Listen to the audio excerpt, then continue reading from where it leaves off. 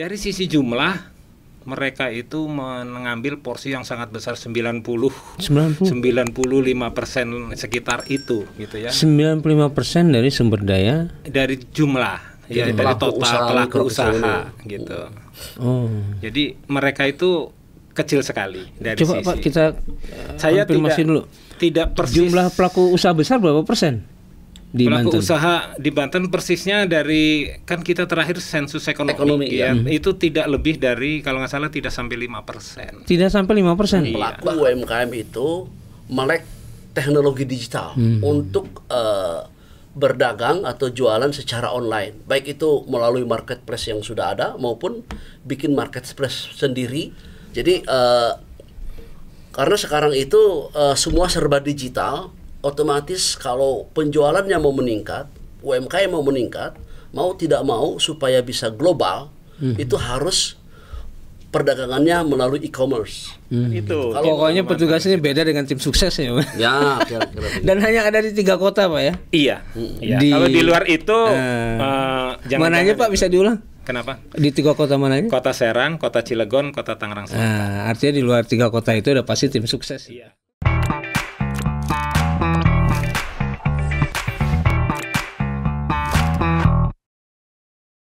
Assalamualaikum warahmatullahi wabarakatuh. Sahabat Banten Podcast, apa kabar? Semoga Anda di luar sana tetap bahagia dan visioner menjelang 2024. Nah, tidak ada hubungan pemilu dalam diskusi kita kali ini. Tapi kemudian juga punya pengaruh terhadap persoalan peningkatan keberdayaan masyarakat, terutama UMKM. Sudah hadir 2 orang tamu yang saya hormati karena spesifikasi dan keilmuan 2 narasumber ini insya Allah bisa diandalkan untuk membahas koperasi dan UMKM. Dan Anda sahabat yang bergerak sebagai pelaku atau punya hubungan dengan koperasi dan UMKM, simak baik-baik. Semoga ini menjadi inspirasi dan tentu saja wawasan untuk Anda. Sudah hadir bersama saya Pak Bambang Wijanarko. Iya. Assalamualaikum Pak. Waalaikumsalam warahmatullahi wabarakatuh. Beliau adalah fungsional statistik Madya BPS Provinsi Banten, Ketua Tim Statistik Distribusi. Iya betul. Benar Pak ya? Betul Pak. Nah, sudah berapa lama Pak di BPS? Kalau di BPS-nya sudah menjelang 30 tahun. 30 tahun? Iya. Kalau di Bantennya menjelang 5 tahun. Menguasai benar berarti ini Pak? Insya Allah mencobalah Pak. Dan sahabat yang kedua ada Pak Arif Rahman, Sekretaris Dinas Koperasi dan UMKM Provinsi Banten, Ketua Pokja. PL-nya apa Pak? Pendataan lengkap. Pendataan lengkap Koperasi dan UMKM tahun 2022. Apa saja yang akan terjadi lewat pendataan lengkap ini dan untuk apa? Mari segera kita simak. Sebelumnya Pak Arif, terima kasih sudah hadir Pak Bambang. Sama-sama Pak. Kita langsung ke Pak Bambang dulu. Ya. Nah ini kan ada pendataan lengkap. Betul. Selama ini berarti nggak lengkap nih atau gimana? Oh gitu. Ya. Disebut pendataan lengkap tuh artinya semua usaha yang masuk kategori koperasi dan UMKM didata seluruhnya. Itu yang disebut pendataan lengkap. Jadi tidak ada yang dilewatkan. Namun karena beberapa bulan yang lalu BPS sudah melakukan sensus pertanian. Jadi di sana semua usaha di sektor pertanian sudah didata. Maka pada pendataan PLK UMKM sekarang yang dikecualikan adalah sektor pertaniannya. Jadi supaya tidak mubazir gitu. Kita baru beberapa bulan yang lalu kita mendata, masa didata lagi. Jadi sekarang semua sektor didata kecuali sektor pertanian. Gitu. Nah, saya minta selang-seling supaya nyambung ke Pak Arif. Pak, apa korelasinya pendataan lengkap dengan program yang ada di Dinas Koperasi dan UMKM Provinsi Banten? Jadi gini, data itu mahal, pendataan itu pasti mahal Pak. Tapi membangun tanpa data itu juga jauh lebih mahal. Ibaratnya kita mau berperang, tapi kita tidak tahu potensi musuh. Berapa persenjataan artileri, berapa jumlah pasukan, bagaimana petanya, di mana garis pertahanan lawan.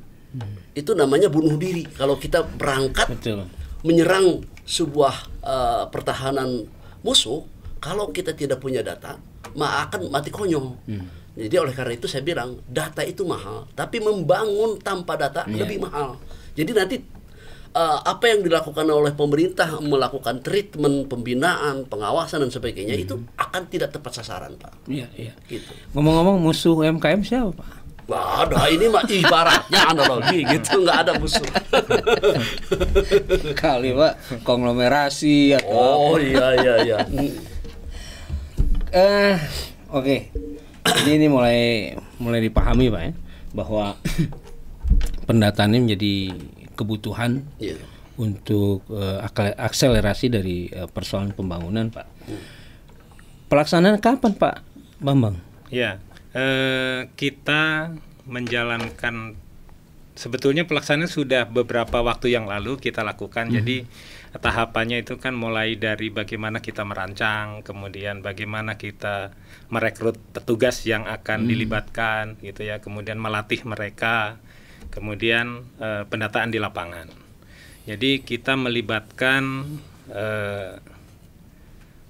untuk lokasinya itu kan ada 3 kota. Jadi ada kota Serang, kota Cilegon, dan kota Tangerang Selatan. Kenapa dilakukan di 3 kota? Karena yang 5 kabupaten kota yang lain sudah dilakukan di tahun 2022. Jadi ini yang tersisa.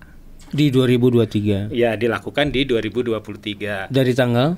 Dari tanggal 15 September, jadi besok, Pak, kita melakukan pendataan hari pertamanya sampai 14 Oktober. Jadi teknisnya gimana? Datang ke rumah-rumah? Iya, atau teknisnya kita mendatangi, jadi petugas itu mendapatkan wilayah tugas, ya, wilayah tugas. Nah, wilayah tugas itu dia akan datangi satu persatu, door to door setiap rumah, termasuk bisa jadi nanti kantor itu, misalnya kantor pemerintah lah, itu pun akan didatangi karena tidak menutup kemungkinan di sana ada usaha, misalkan koperasi atau kantin misalkan, itu masuk kategori yang kita data gitu.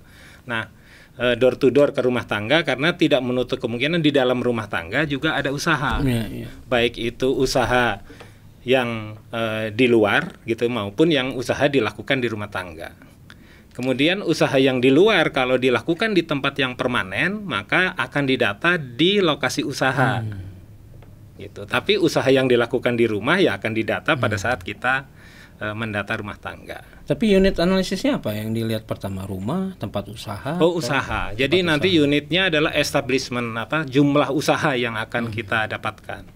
Karena di dalam satu rumah didatangi bisa saja usahanya lebih dari satu.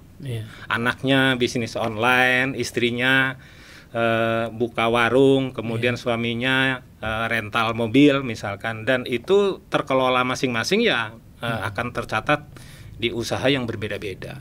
Nah, dalam pendataan ini saya coba ke Pak Arief dulu. Di tengah sistem digitalisasi, masih ada perbedaan antara pelaku UMKM, pelaku koperasi, dan ekraf? Jadi UMKM itu adalah klasifikasi usaha berdasarkan modal dan omset. Jadi setiap pelaku ekraf, ekonomi kreatif, pasti pelaku UMKM. Pasti pelaku UMKM? Pasti UMKM, berdasarkan klasifikasi modal dan omset. Kemudian selain itu juga misalnya IKM, industri kecil menengah. Setiap pelaku IKM atau home industry itu pasti pelaku UMKM. Jadi UMKM itu ada di beberapa lembaga dan kementerian. Kalau di daerah itu di beberapa OPD. Misalnya di Dinas Pertanian ada pelaku usaha pertanian, agroindustri misalnya ya. Nah, itu juga pelaku UMKM berdasarkan klasifikasi modal dan omset. Gitu. Jadi ada mikro, kemudian ada kecil, ada menengah. Klasifikasinya berdasarkan modal dan omset. Jadi bisa dipastikan begitu, Pak, ya? Iya, ada mungkin menambahkan sedikit, Pak. Silakan. Jadi Itu kita ada semacam kita sebut kategori gitu ya. Jadi kalau tadi disampaikan Pak Ari bahwa UMKM itu berdasarkan apa modal maupun omsetnya gitu ya, sampai dengan sekian masuk kategori mikro, menengah maupun kecil gitu ya. Nah, tetapi di masing-masing itu ada sektornya sebetulnya. Ada sektornya, betul. Misalkan yang bergerak di sektor pertanian, bergerak di sektor perdagangan, bergerak di sektor industri pengolahan, bergerak di penyediaan jasa, kemudian penyediaan makan dan minum dan akomodasi. Nah, seperti itu. Sebetulnya Ekraf itu tidak ada di kategori itu. Untuk pendataan lengkap UMKM. Jadi tidak disebut. Jadi apa? Misalkan ya, kita kan ada standar yang dipakai untuk menetapkan kategori A, B, C, D itu sudah terstandaris secara internasional. Nah, Ekraf itu ada di mungkin di misalkan contoh yang menghasilkan katakan souvenir. Itu kan bagian dari Ekraf gitu ya. Tentu masuk di industri. Kemudian kalau misalkan restoran itu kan juga pariwisata dan ekonomi kreatif kan masuk pariwisata. Itu masuk di sektornya penyediaan makan minum. Kemudian katakan untuk pariwisata butuh transportasi. Transportasi kan juga sektor pariwisata. Tetapi di sana juga transportasi tidak melulu melayani sektor pariwisata, ada juga kan melayani. Nah, kalau konten kreator sebagai sebuah lini usaha masuk kemana, Pak? Konten kreator kalau tergantung bentuknya. Kalau dia bentuknya barang kan ada misalkan atau jasa lah misalkan ya, karena dia memberikan jasa hiburan misalkan seperti itu ya, masuk di sektor jasa gitu. Seperti itu. Jadi begitu ya. Jadi tidak ada basis tersendiri data lengkap ini tentang Ekraf. Iya. Tapi Ekraf ada di masing-masing itu sebetulnya ada di industri, ada di transportasi, ada di berbagai sektor-sektor yang lain. Kalau kategori kaki lima, Pak, sudah hilang atau masuk dalam kategori UMKM? Kategori apa, Pak? Kaki lima. Oh, kaki lima. Kaki lima itu kan tidak menetap. Ya, Pak ya? Ya. Jadi untuk sementara itu tidak dilakukan pendataan PLK UMKM. Tapi jumlahnya signifikan. 2023 kita lakukan. Oh, kita lakukan. Jumlahnya signifikan ya, Pak ya? Jumlahnya paling banyak. Dibandingkan UMKM. Sebetulnya mungkin begini, Pak. Ya, jadi definisi kan menurut siapa gitu ya. Jadi misalkan contohnya UMKM itu pengkategorian usaha yang ada di masyarakat berdasarkan nilai dari omset maupun modalnya kan gitu, Pak Arif ya. Jadi sampai dengan sekian juta masuk mikro gitu, kemudian dan seterusnya gitu ya, ada ketentuan undang-undangnya. Nah, kaki lima kalau kita perdebatkan bisa jadi ada yang bilang kaki lima itu yang keliling gitu, atau ada juga yang warung-warung buka permanen ada yang netap ditulis, Pak. Iya ditulis rasa bintang 5 harga kaki 5 gitu kan. Mereka mendefinisikan dia kaki 5 tapi menetap juga gitu. Iya. Nah, Pak, pengumpulan data lengkap dilakukan. Setelah lengkap untuk apa data ini, Pak? Jadi gini, dengan adanya hasil PLK UMKM atau pendataan lengkap koperasi dan UMKM ini, maka perencanaan pemerintah baik dari sisi kebijakan, penganggaran itu insya Allah akan tepat sasaran. Seperti saya tadi analogikan dengan sebuah peperangan.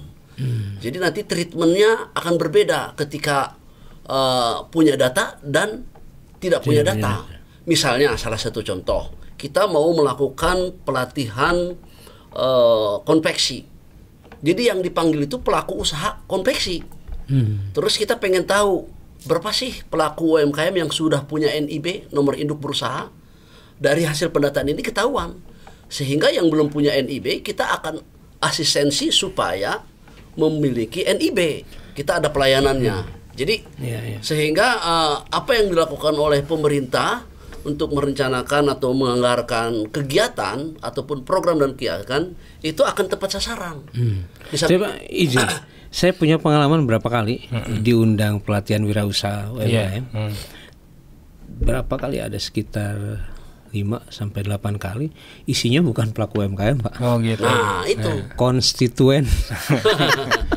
Konstituen partai dalam rangka membahagiakan konstituennya agar dapat transport, makan, minum di hotel itu. Nah, gimana tuh, Pak? Emang Bapak kuat melawan kekuatan partai ya? yang selalu mencegat persoalan UMKM. Ya sepanjang itu konstituennya adalah pelaku usaha, ya bisa aja kita sah-sah aja, gitu. Kita bisa fasilitasi. Termasuk juga pendataan lengkap KUMKM ini bukan hanya dari birokrat, tapi akademisi dalam rangka melakukan penelitian, riset untuk membuat jurnal misalnya. Itu banyak dipakai, banyak stakeholder yang bisa memanfaatkan hasil PLK UMKM ini, Pak. Nah, sekarang agak lebih dalam dikit dari sisi statistik, dari sisi angka, apa persoalan mendasar UMKM dan koperasi? Bagi ekonomi gitu ya. Iya, dari perspektif angka, dari perspektif statistik.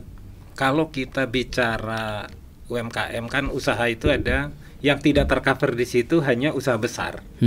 Jadi usaha itu ada usaha mikro, ada kecil, menengah, besar. Yang besar tidak di cover karena sebenarnya yang besar itu mau lari kencang, mau apa udah nggak perlu nggak usah dibantuin lagi lah gitu ya. Nah dari sisi jumlah mereka itu mengambil porsi yang sangat besar 95% sekitar itu gitu ya. 95% dari sumber daya, dari jumlah ya, dari total pelaku usaha gitu. Jadi mereka itu kecil sekali dari coba sisi. Pak kita saya konfirmasi dulu. Tidak persis. Jumlah pelaku usaha besar berapa persen? Di pelaku Banten. Usaha di Banten persisnya dari kan kita terakhir sensus ekonomi ya, itu tidak lebih dari kalau nggak salah tidak sampai 5%. Tidak sampai 5%. Iya. Bahkan kalau merujuk kepada sensus ekonomi sebelumnya 2026 itu nggak lebih dari 1%. Pelaku usaha besar kecil sekali. Dan yang paling banyak itu 98% adalah pelaku usaha mikro. Kecil sekali. Secara kebijakan supportnya lebih banyak ke pengusaha besar atau koperasi UMKM? Ya kepada usaha mikro kecil dong. Kalau yang besar ngapain difasilitasi? Udah bisa mandiri. Tapi kue ekonomi yang dihasilkan, yang dinikmati oleh 90 sekian persen itu jumlahnya berapa persen? Timpang gitu. Saya angka persisnya enggak, tapi timpang sekali dengan jumlah yang gitu. Itu angka-angka di Banten kan, Pak? Iya. Iya di Banten. Tapi secara langsung pun seperti sama, itu nggak beda jauh. polanya. Tetapi di sisi lain situasi itu membuat Indonesia unik gitu. Uniknya adalah ternyata UMKM itu bisa menjadi bumper pada saat terjadi situasi yang krisis ekonomi tidak menguntungkan gitu. Jadi misalkan kita itu ekonomi kita itu tidak terbuka banget. Sehingga pada saat dunia lagi berpesta pora, katakan akselerasinya kenceng, kita tidak sekencang mereka. Tapi pada saat mereka sakit, dunia global sakit, kita tidak sesakit mereka. Karena tadi si UMKM bisa menjadi bumper karena dia ibaratnya tidak berada di dunia yang sama dengan mereka. Gitu. Jadi kasihan hanya jadi bumper mereka, Pak. Iya, ya. Di satu sisi seolah-olah kok pada saat susah saja mereka diandalkan untuk menjadi penyelamat Republik ini gitu ya. Tetapi di sisi lain sebenarnya pada saat itu pun mereka kan menikmati pada saat itu mereka bertumbuh gitu. Jadi boleh saya tambahkan bahwa berdasarkan pengalaman tahun 98 pada saat krisis moneter, krisis keuangan, itu yang menjadi pahlawan terhadap kestabilan ekonomi adalah pelaku usaha mikro kecil, gitu. Jadi kalau pelaku usaha besar itu bisa jadi karena kondisi ekonomi Indonesia tidak menentu, bisa saja capital flight, melarikan modal ke luar negeri, di mana negara tersebut kira-kira yang akan menguntungkan bisnisnya. Di negara yang kira-kira lagi krisis tidak menguntungkan, mereka akan hengkang melarikan modalnya. Tapi kalau pelaku usaha mikro kecil tidak mungkin melarikan modalnya atau capital flight ke negara lain. Pasti dia tetap di Indonesia. Gitu. Dengan jumlah koperasi UMKM yang begitu besar, 98% lah gitu. Iya. Program unggulan apa yang sedang dipersiapkan? Program unggulan kita untuk UMKM. Jadi kita terutama di era digital ini, bagaimana pelaku UMKM itu melek teknologi digital untuk berdagang atau jualan secara online, baik itu melalui marketplace yang sudah ada maupun bikin marketplace sendiri, misalnya melalui platform digital, mohon maaf IG atau FB, kan banyak yang marketplace-nya ya.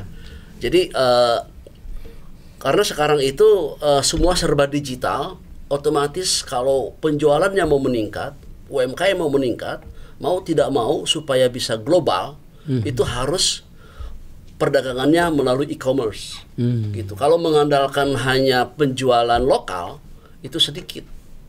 Jadi networknya penjualannya akan lebih luas kalau melalui penjualan secara online. Jadi oleh karena itu kebijakan pemerintah sekarang paling banyak itu bagaimana UMKM bisa berbisnis secara online.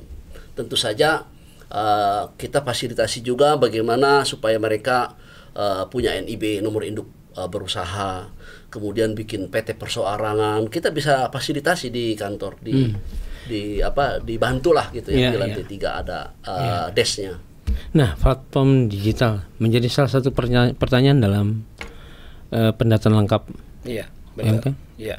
Jadi kita ingin melihat sebetulnya penetrasi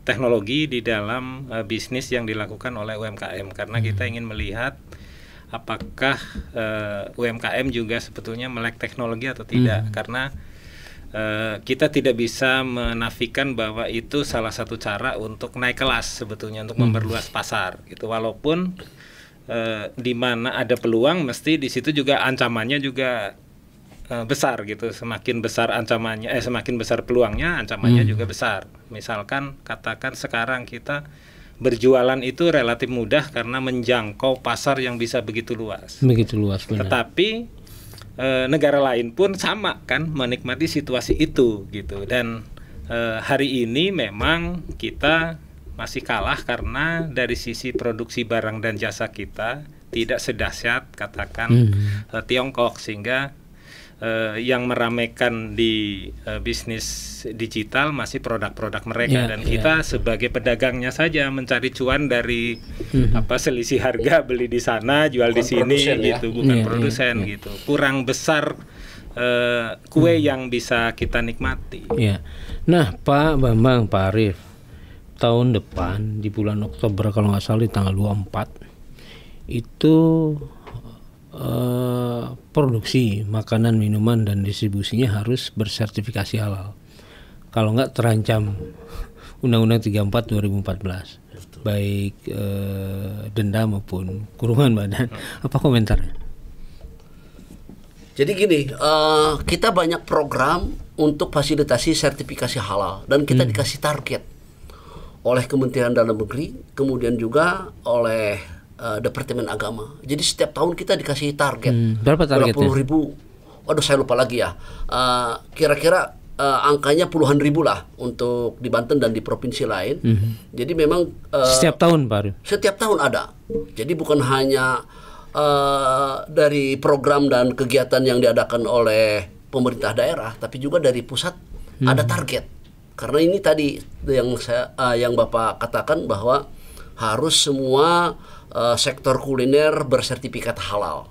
Jadi makanya pemerintah sangat concern bagaimana supaya sertifikasi halal ini sudah dipakai oleh seluruh pelaku usaha kuliner ya, makanan dan minuman. Dan gratis untuk UMKM kooperatif? Gratis. Difasilitasi oleh pemerintah pusat. Berapa anggaran yang disiapkan, Pak? Waduh, saya kurang hafal itu ya. Kurang hafal, kira-kira berapa? Pak Bambang, apakah persoalan sertifikasi halal juga jadi salah satu pertanyaan pendataan lengkap? Untuk yang sekarang belum sampai ke sana gitu ya. Karena kita lebih ke sebetulnya begini, berangkat dari pada saat pemerintah tadi disampaikan Pak Arief mau membangun, tapi situasinya katakan gelap gitu. Kita mau masuk ke ruangan, tidak tahu kanan kiri atas bawah gitu.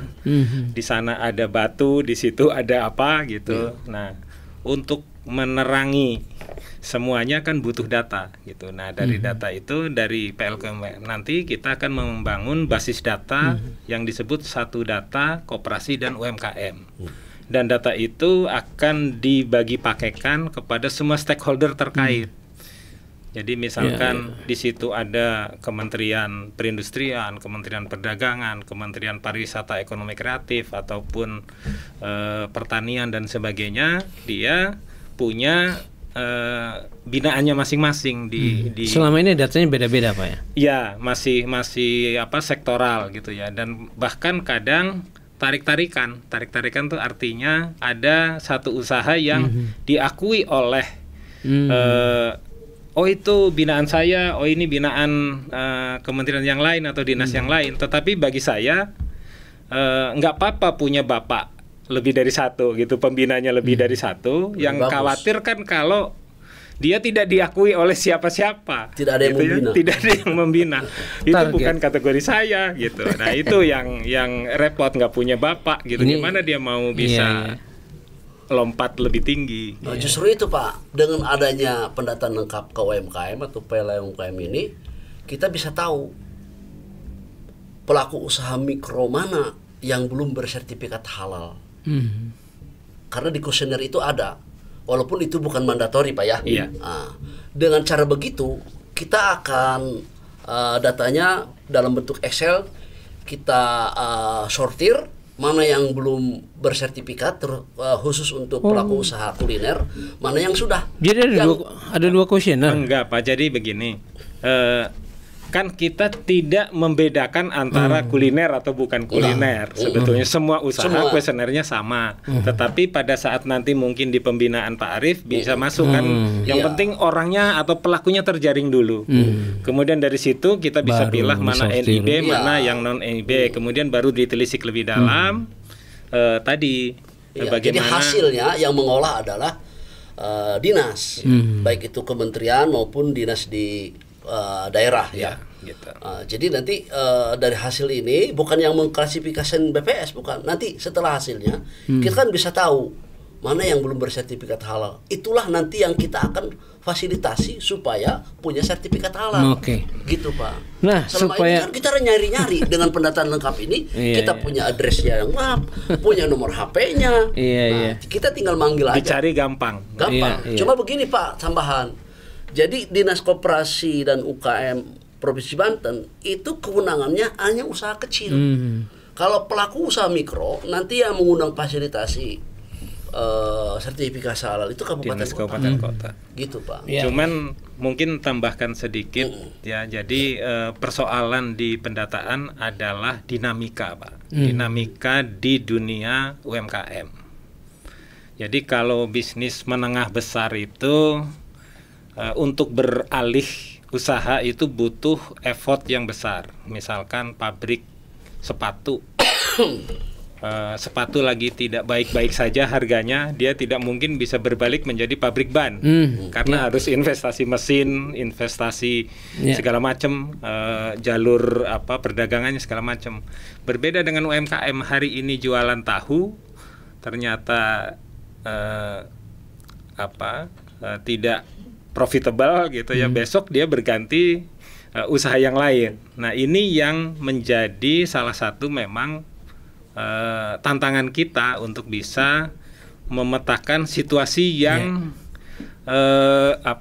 cuacanya berubah-ubah. Cepat berubah. Itu Termasuk tantangan besar. menjelang Idul Fitri atau pada saat Ramadan itu sektor kuliner naik hampir 400%. Yang tadinya mungkin tidak ada aktivitas itu tahu-tahu jadi Karena ada peluang pasar di situ untuk tajil.